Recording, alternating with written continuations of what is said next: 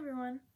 Um, so I am going to talk about credit card companies. So they are one group that benefits off of keeping low income people poor because they profit off of interest that poor people um, accumulate on their debt.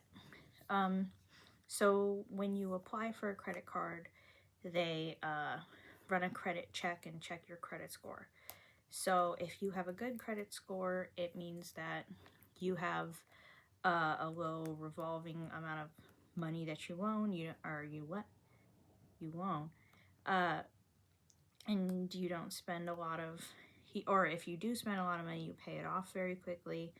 And the ability to do so is based on how much income you have. So it's easy to pay off your credit cards quickly if you make a lot of money.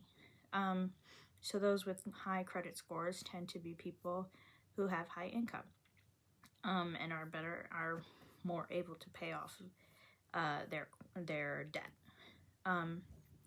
So low income people tend to have poorer credit scores because they need to rely on credit more often to get by, and they accumulate more debt because of the interest. So when you apply for a credit card, the amount of interest that you have to pay is dependent on your credit score. So if you have a good credit score, you have a lower percent of interest that you have to pay. If you have a poor credit score, there's a higher amount of interest you have to pay, which is predatory and punishes those who have low incomes. So the amount that they have to pay back is ever increasing, and it's exponentially increasing, and just putting them in more and more debt. So they just get absolutely buried in paying an amount that's far more than what they actually borrowed. So, like I said, this is a very predatory practice. And if you're not paying off your debt, that's more money, interest that they're making off of your debt. So they want to keep you in debt for a longer period of time.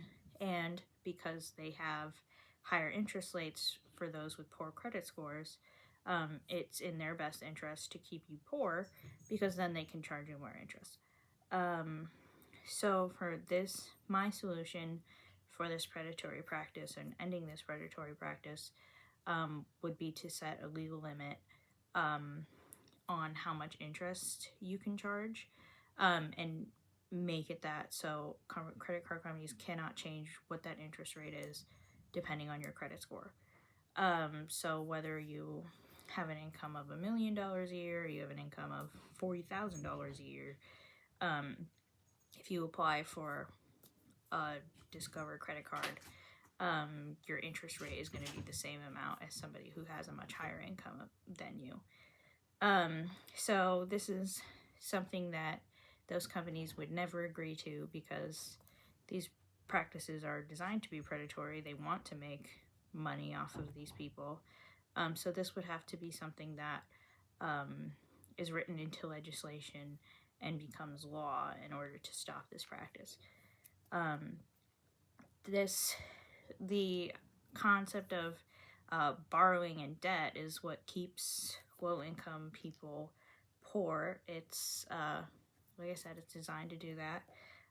So if we get rid of these super high interest rates that are just burying people in debt, it gives them a better chance of being able to pay off their debt and improve their credit scores, and be able to pay less money instead of an exorbitant amount more than what they borrowed. And then that money goes into their pockets, so they're not paying that money for decades, and they can use that money towards education, food, rent, bills, whatever, things they need to live their everyday lives.